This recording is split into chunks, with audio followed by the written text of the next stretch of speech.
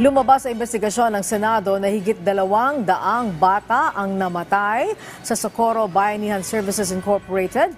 Hinarang umano ni Senyor Aguila o pinuno ng SBSI ang mga sanggol na dadalhin sana sa ospital. Nasa sentro ng balita si Daniel Manalastas, live.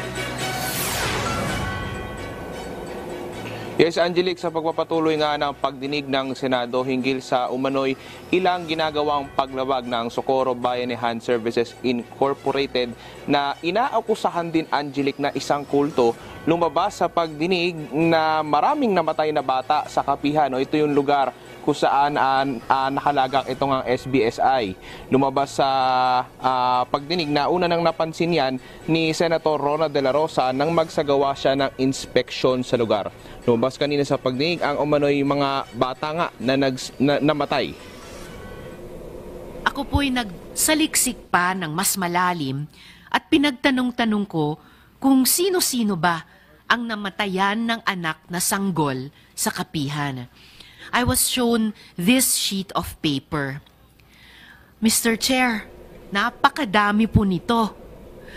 In fact, if our informants are to be believed, higit 200 ang namamatay na mga bata from the ages of newborn to 4 years old.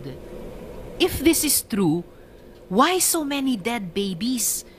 Why are we allowing children to die? Di ba natin inaalagaan ang mga sanggol sa Kapihan? Di ba padron po ninyo si Santo Niño?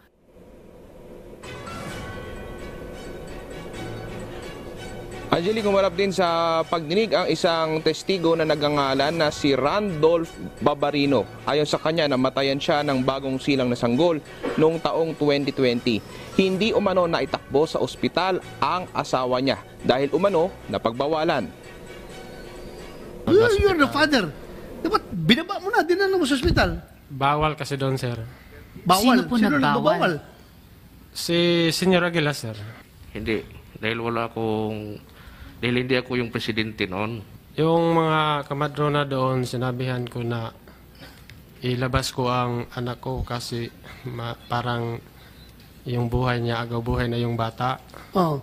Tapos sabi ng mga kamadrona na pinagbabawal kasi ni Senyor Aguila, wala tayong magawa. Angelique, ayon kay Senator Bato de la Rosa, kung namatay nga talaga ang mga bata sa Kapihan dahil sa kapabayaan, ang grupo nila Senyor Aguila anya ang mananagot. Sa ngayon, Angelique, nagpapatuloy pa yung pagdinig ng Senado hinggil nga diyan sa mga issue na kinaharap ng SBSI at patuloy na nagbababala si Senator de la Rosa na pwedeng ipakontempt o ipaaresto yung mga resource person na patuloy na magsisinungaling sa pagdinig. Okay, Daniel, bukod sa narinig nating pahayag ni Senyor Aguila na hindi siya ang presidente ng mga panahong iyon, ano yung dahilan kung bakit ayaw papuntahin o mapacheck up man lamang ang mga batang may sakit o yung mga postnatal care din sa baby at sa nanay?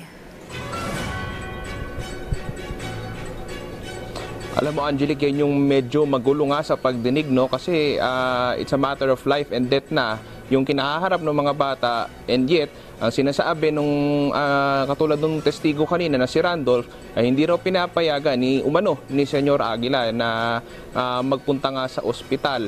Yan yung mga ilang katanungan na pumapalibot nga dito sa pagdinig. Okay, maraming salamat sa iyo, Daniel Manalastas.